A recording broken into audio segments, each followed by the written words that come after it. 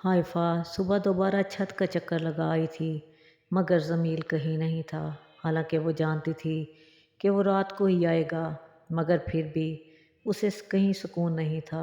वो इन्हीं सोचों में गुम थी कि आशू उसको आवाज़ देती हुई कमरे में दाखिल हुई। आपी, अम्मी बुला रही हैं, कोई काम है? हाइफा उठकर जुबैदा बेगम के पास चली आई। जी अम्मी, आपने बुलाया? हाइफा ने पूछा। हाँ बेटा, वो तुमको बताना था कि इस घर में आए हुए काफ़ी दिन हो गए हैं, कल महफिल मिलाद करवा लेते हैं, जुबैदा बेगम बोली। हाइफा ने कहा, जी अम्मी, आप ठीक कह रही हैं। फूफो को भी फ़ोन करके बुला लीजिएगा, वरना वो नाराज़ हो जाएंगी। हाइफा ने एक बार फिर आसमान की तरफ देखा, लेकिन वहाँ कुछ ना पाकर मायूस होकर आशू के पास चली गई ताकि मिलकर मिलाद की तैयारी कर सकें। रात का खाना खाने के बाद हाइफा एक बार फिर छत पर गई कि कहीं ज़मील वहाँ इसका इंतज़ार न कर रहा हो। कितनी ही देर छत पर टहलने के बाद वो थक कर वापस अपने कमरे में आ गई। कहाँ गई थी? आशू ने उसको कमरे में दाखिल होते देखकर पूछा।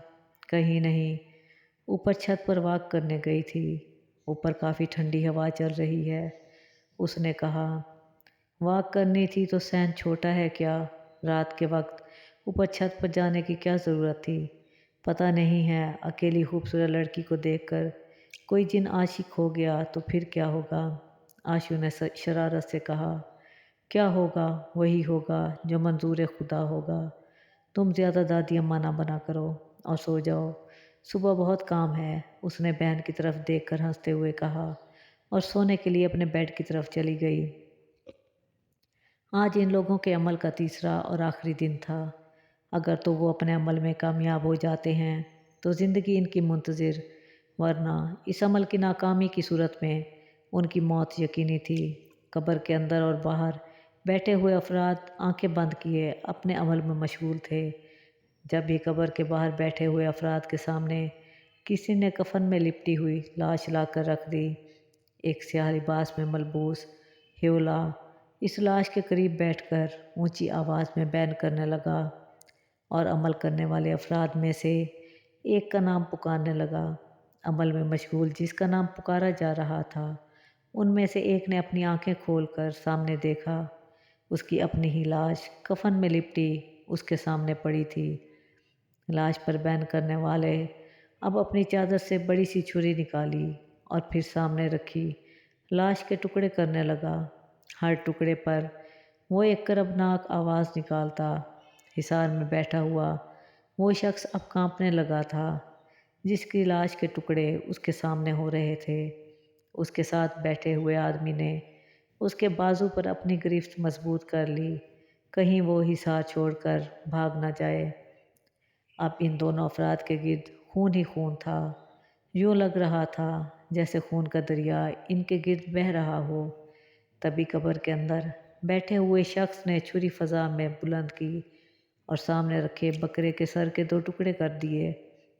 ऐसा करते ही एक चीख बुलंद हुई। अब ऐसा लग रहा था जैसे कब्र के ऊपर मट्टी डाली जा रही हो, मगर ये मट्टी नीचे आते आते हवा में तहलील हो जाती थी। तुम्हारा खेल ख़त्म हुआ कामूर, अब मेरे सामने आ जाओ, कब्र में बैठे हुए शख्स ने बुलंद आवाज़ में कहा।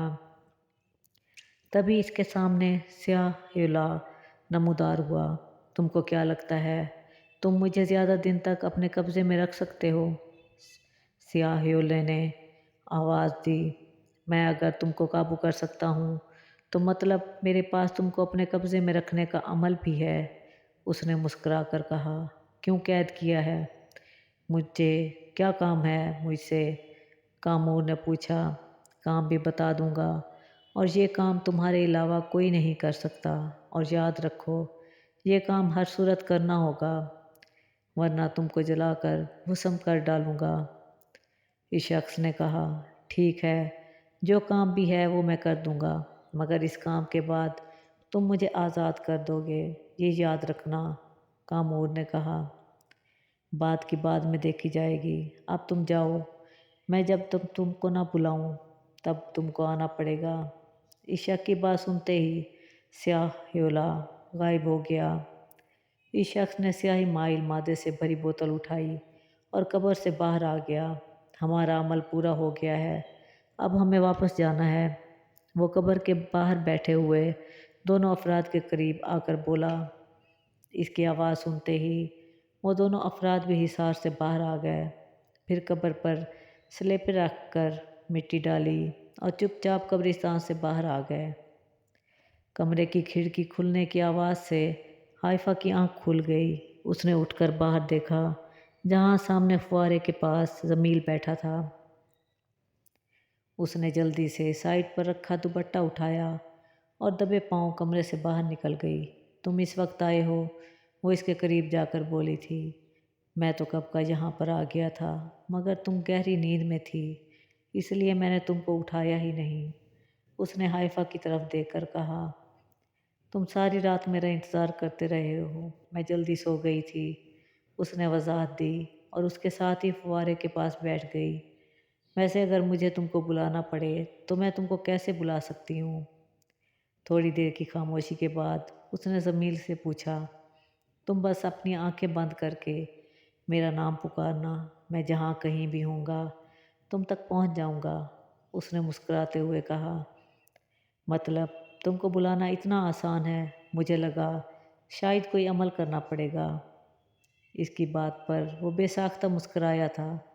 हाँ, शायद कोई और बुलाए तो उसको अमल ही करना पड़ेगा, मगर तुम सिर्फ मेरा नाम लो तो मैं हाजिर हूँ। जमील ने कहा, हाइफा किससे बातें कर रही हो और यहाँ क्यों बैठी हो? शेख कमाल की आवाज़ पर उसने पलट कर देखा। किसी से नहीं बाबा, यहाँ कौन है? मैं नमाज के लिए वज़ू करने बाहर आई थी। उसने जल्दी से वजाहत दी। ठीक है, वज़ू कर लिया है तो जाओ, अपने कमरे में जाकर नमाज पढ़ लो। उन्होंने कहा, जी अच्छा बाबा। इतना कहकर वो अपने कमरे की तरफ चल पड़ी। जाते जाते उसने मुड़कर पीछे देखा, जमील अब वहाँ नहीं था। फिर जब तक हाइफा कमरे में चली नहीं गई, शेख कमाल वहीं पर खड़े रहे। तभी उन्होंने एक स्याह परिंदे को आसमान पर उड़ते हुए देखा। हाइफा अंदर कमरे में जाने के बाद शेख कमाल ने वज़ू किया और बाहर सहनी में नमाज पढ़ने लग गए। शेख कमाल और उनकी फैमिली सुबह ही से कामों में मसरूफ़ थी। ख़वातीन के बैठने का इंतज़ाम घर के बड़े कमरे में कालीन बिछा कर किया गया था। कुछ बुज़ुर्ग ख़वातीन के साइड पर सोफ़े रखे थे। मिलाद की इस महफ़िल में बहुत ज़्यादा लोग तो शामिल नहीं थे। कुछ लोग शेख कमाल के पुराने महल्ले से थे, जबकि कुछ रिश्तेदार थे। शेख कमाल की अपनी सिर्फ़ एक बड़ी बहन ही थी और कोई बहन भाई नहीं था। वो खुद अकलौते थे। अरे कमाल अहमद, कहाँ तुमने इतनी दूर घर ले लिया है? शेख कमाल की बहन ने अपनी फैमिली के साथ ही घर में दाखिल होते हुए कहा। लो जी, फुप्पो की शिकायतें शुरू। आशू ने करीब खड़ी हाइफा के कान में सरगोशी की और फुप्पो से मिलने आगे बढ़ गई। कैसी हैं मेरी फुप्पो जान? आशू ने इनके गले लगते हुए बोली। कहाँ की जान, परे हट, मुझे मक्खन लगा रही हो। इतने दिन हो गए, फुप्पो की याद नहीं आई? उन्होंने नाराज़ होते हुए कहा। फुप्पो, वैसे मक्खन आजकल काफ़ी महंगा है। ये तो आपकी मोहब्बत में कह रही थी, किसी को कदर ही नहीं मेरे प्यार की। आशू ने मुंह बनाकर कहा। चल ज़्यादा ड्रामे ना कर, तेरा बाप किधर? उन्होंने अपनी छड़ी से आशू को एक लगाई। हाय फुप्पो, बच्ची की जान लेंगी क्या?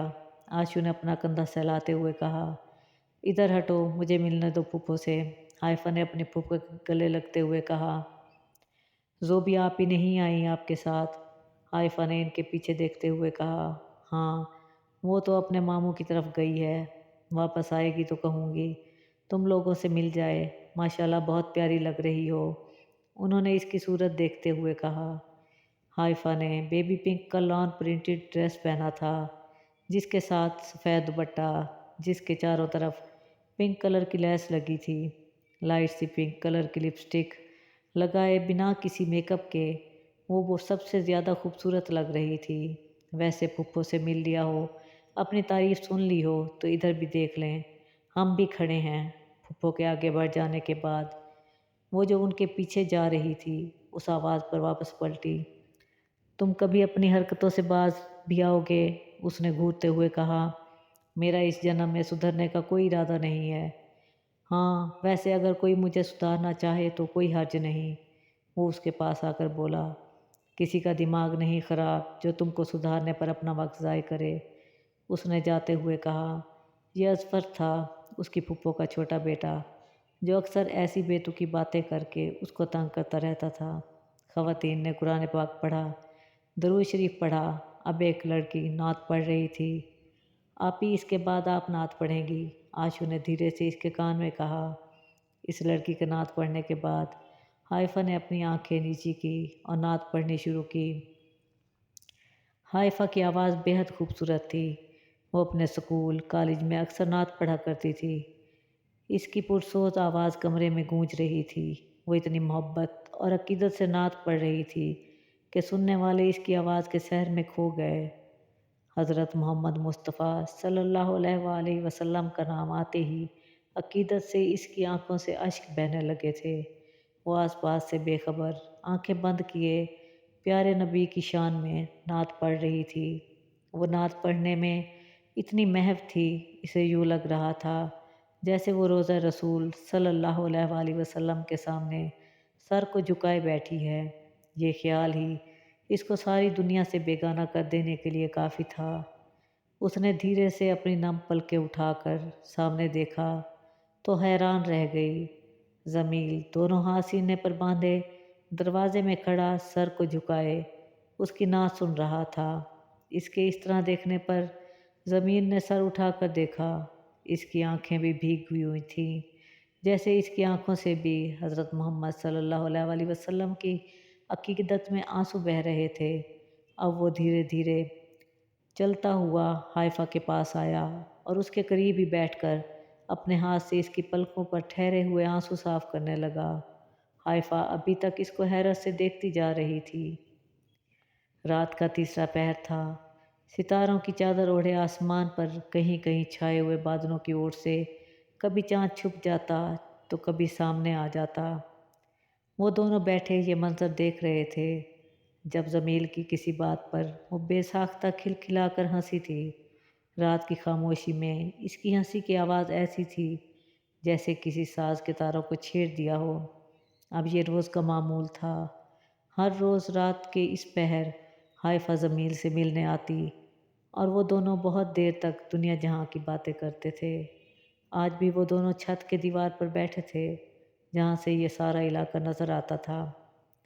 वैसे तुम इस दीवार पर बैठी हो, जानती हो ये कितनी ऊंची है। अगर तुम यहाँ से गिर जाओ तो क्या होगा? ज़मील ने शरारत से कहा। ऐसा हो ही नहीं सकता कि मैं यहाँ से गिर जाऊँ, क्योंकि तुम साथ हो और तुम मुझे गिरने नहीं दोगे। वो उसकी तरफ देखते हुए बोली, अच्छा इतना भरोसा है मुझ पर? उसकी बात पर उसने मुस्कुराते हुए हाँ कहा। अच्छा तुम मुझे बताया था कि तुम लोग पहले इस जगह पर रहते थे जहाँ अब हम रहते हैं, मगर अब तुम कहाँ रहते हो, कैसे रहते हो, ये कभी नहीं बताया। उसने पूछा।